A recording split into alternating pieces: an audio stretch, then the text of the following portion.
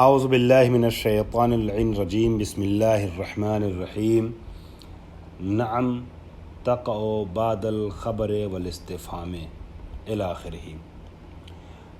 میرے محترم مخاطبین، تمام برادران و خواہران، طلاب و طالبات، بالخصوص جامعۃ الفاطمہ دہلی سے تعلق رکھنے والی ہماری عزیز بہنوں، ہمارا سلسلہ گفتگو مبادئ العربیہ جلد چہارم میں حروف عطف کے سلسلے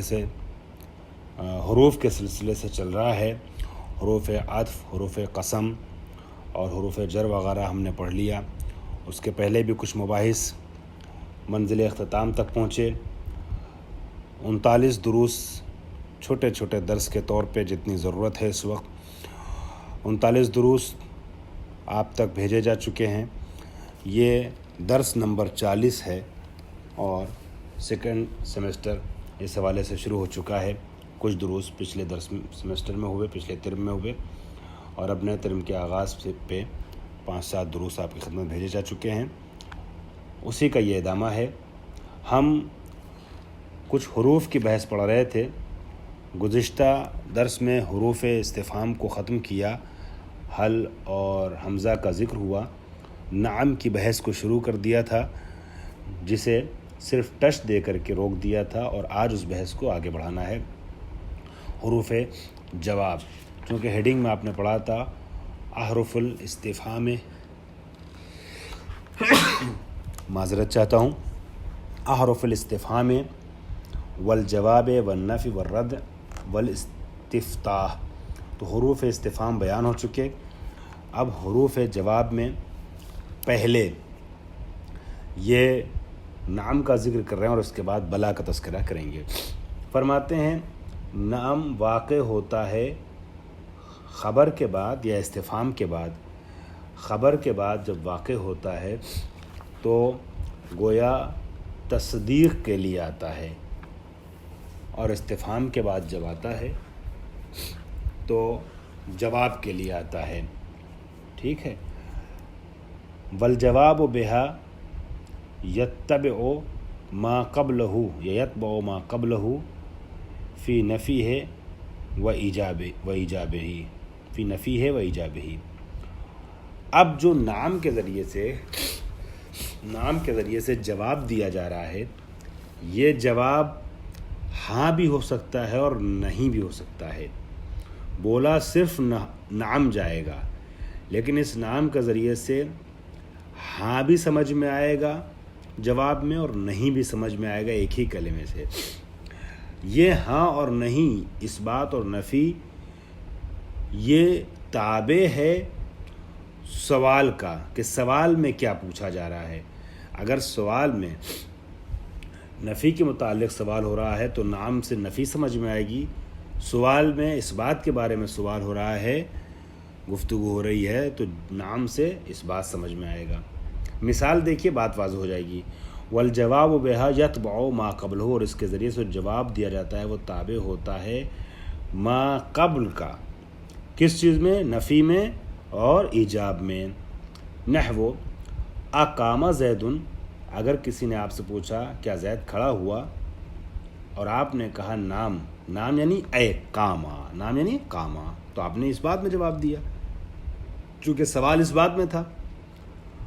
اور اگر کسی نے کہا ما قاما زیدن، زید نہیں کھڑا ہوا، سوالیہ انداز میں، تب بھی آپ کہیں گے نام یعنی ما قاما، یعنی نہیں کھڑا ہوا۔ اب آئیے بلا کے لیے ایک نقطہ آپ اپنی کاپی میں نوٹ کر لیجئے گا، یہ کتاب کے حاشیے پر۔ بلا اس نفی کے ابطال کے لیے آتا ہے جو سوال میں ہے۔ بلا ایک سوال کے جواب میں آتا ہے، سوال میں ایک نفی آئی ہے، بلا کے ذریعے سے اس نفی کو آپ باطل کرتے ہیں۔ میں جملہ دہرا رہا ہوں، جو آپ کو لکھنا ہے وہ آپ لکھیے۔ بلا اس نفی کے ابطال کے لیے آتا ہے جو سوال میں ہے۔ جیسے آپ نے یہ مثال سنی ہے، الست بربکم، کیا میں تمہارا رب نہیں ہوں؟ قالوا بلا، ان سب نے اقرار کیا عالم ارواح میں کہ ہاں تو میرا رب ہے۔ یا غدیر خم کا وہ جملہ آپ نے نبی کا سنا ہے، خطبہ غدیر خم کا حصہ، الست اولا بکم من انفسکم، کیا میں تمہارے نفسوں پر تم سے زیادہ اولویت نہیں رکھتا ہوں؟ قالو بلا یا رسول اللہ، یعنی کیا میں نہیں رکھتا ہوں اولویت؟ اس نہیں میں، نہیں کو یعنی جو سوال میں نفی ہے اس کو بلا کے ذریعے کاٹا گیا ہے اور کہا گیا ہے کہ ایسا نہیں ہے کہ آپ اولا نہیں ہیں بلکہ اولا ہیں۔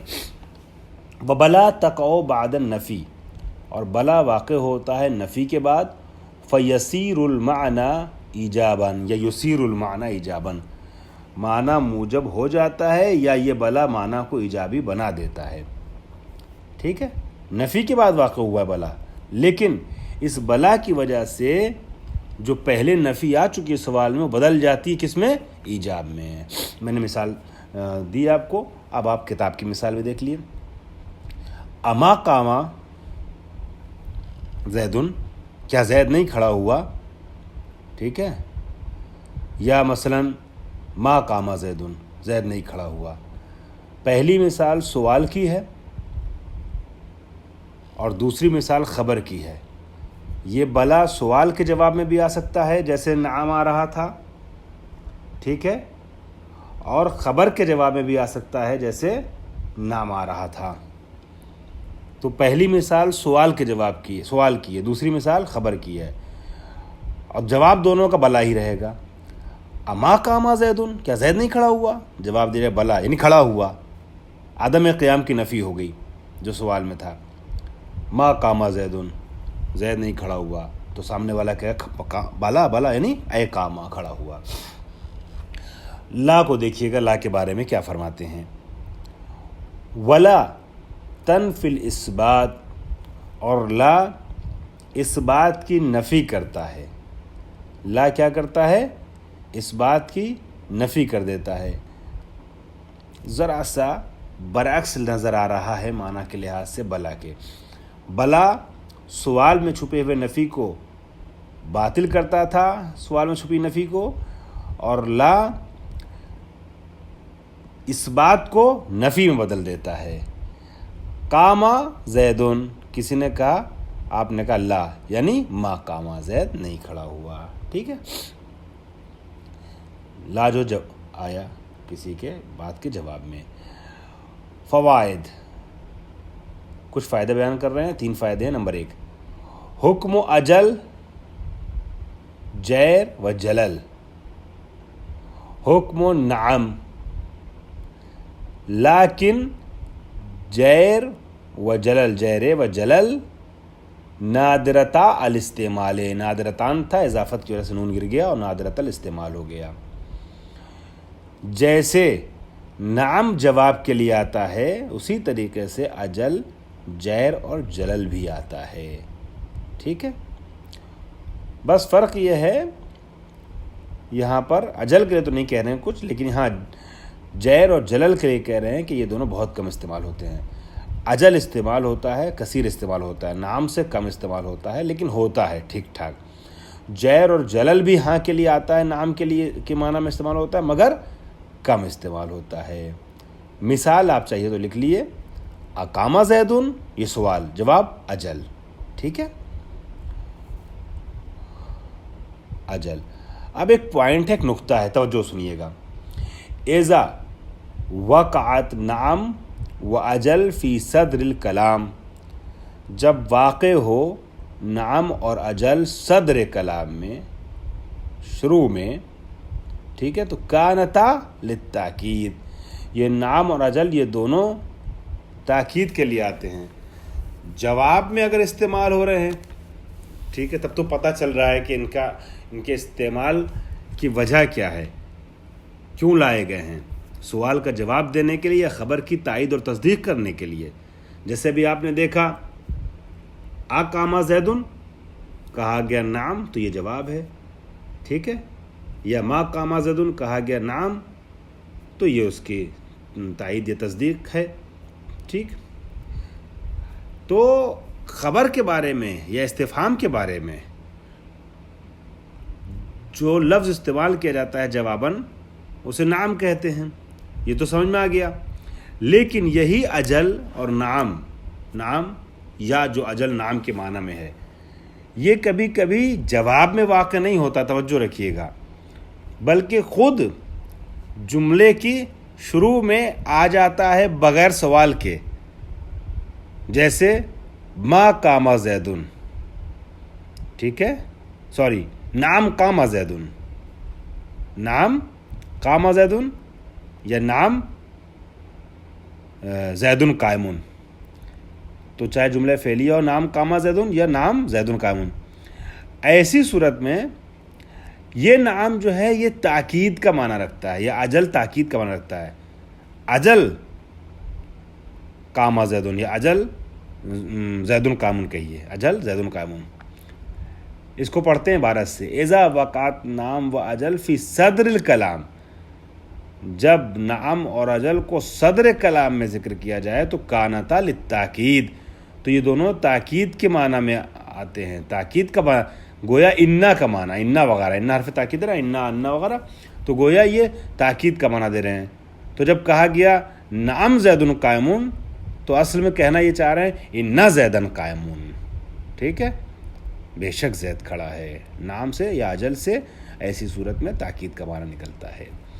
اس کے بعد ایسے ہی حروف میں، حروف جواب میں ایک ای بھی ہے، ای، یہ ہم لوگ ای بولتے نہیں ہیں اور نہ جانتے ہیں زیادہ، ہمارے ہاں اس کا ذکر کم ہوتا ہے، لیکن عرب ای بولتے ہیں شارٹ میں، مختصراً کرنے کے لیے اپنے کلام کو کئی بار جواب میں۔ کہاں؟ ای حکمہ حکم نعم، ای کا بھی حکم جو ہے وہ نعم والا ہے، یعنی یہ جواب میں ہاں کا معنی دیتا ہے، جواب کے لیے آتا ہے، لیکن لا تستعمل الا قبل القسم المحذوف، مگر یہ کہ استعمال یہ نہیں ہوتا ہے سوائے قسم محذوف سے پہلے، ٹھیک ہے، ایک قسم ہے جو محذوف ہوئی اس کے پہلے، سوری قسم محذوف فعلہ، وہ قسم کہ جس کا فعل محذوف ہو گیا ہو۔ ای حکم و حکم نعم، ای اس کا حکم نعم کا حکم ہے، لیکن کب استعمال ہوتا ہے، یہ کب لایا جاتا ہے؟ لیکن لا تستعمل، یہ استعمال نہیں ہوتا ہے الا قبل القسم المحذوف فعلہ، یہ فعلہ جو ہے یہ نائب فاعل ہے محذوف کا، چونکہ آپ جانتے ہیں اس میں فاعل اپنے اندر رکھے ہوتا ہے، چاہے مذکور ہو چاہے محذوف، اور اس میں مفعول جو ہے وہ نائب فاعل رکھتا ہے اپنے اندر، چاہے مذکور ہو چاہے محذوف ہو، تو یہاں فعلہ جو ہے یہ المحذوف اس میں مفعول کا نائب فاعل ہے، یعنی وہ قسم کہ جس کے فعل کو حذف کر دیا گیا، حذف فعلہ، ٹھیک ہے۔ لیکن لا تستعمل نام کا معنی رکھتا ہے لیکن استعمال نہیں ہوتا ہے سوائے اس قسم کے پہلے، الا قبل القسم المحذوف فعلہ، جس سے فعل حذف ہو گیا ہو، جیسے ای واللہ، مطلب ای اقسمو مثلا ہے، اقسم اللہ ہے، یا جو بھی کہہ لیجیے قسم ذکر، فعل قسم ذکر نہ ہوا ہو، صرف قسم ہو، جیسے یہاں پر ای واللہ ہے۔ جواب میں کسی نے کچھ کہا تو آپ یہ نہیں کہہ رہے میں قسم کھا کے یہ کہتا ہوں اللہ کی کہ ہاں، آپ کہیں گے ہاں خدا کی قسم، ٹھیک ہے، ہاں واللہ ہے، یہ واو قسم ہے تو وہ قسم کا معنی خود بخود آ جائے گا اس کے اندر۔ تو یہ ای واللہ یعنی قسم سے پہلے ہی آیا ہے، اور یہ قسم وہ ہے جس کا فعل ذکر نہیں ہوا ہے۔ اس کے بعد لم فرماتے ہیں تدخل علی الفعل المضارع، میں مکمل نہیں کر پاؤں گا، بس اتنا بتاتا ہوں کہ لم اور لما فعل مضارع پہ داخل ہوتا ہے، آپ پڑھ چکے ہیں اس کو شروع میں کہ جوازم میں سے ہے، اور دونوں کا کام یہ ہے کہ فعل مضارع پہ داخل ہو کر کے اس کے معنی کو جو ہے وہ ماضی میں لے جاتا ہے۔ کیسے لے جاتا ہے اس کی تفصیل انشاءاللہ آئندہ درس میں بیان کروں گا، چونکہ اب اس درس کا وقت ختم ہو رہا ہے۔ وآخر دعوانا ان الحمدللہ رب العالمین۔ پروردگار عالم انشاءاللہ ہماری اور آپ کی طرف سے اس عمل قبول فرمائے اور آپ سب کو صحت اور سلامتی کے ساتھ رکھے۔ خدا حافظ۔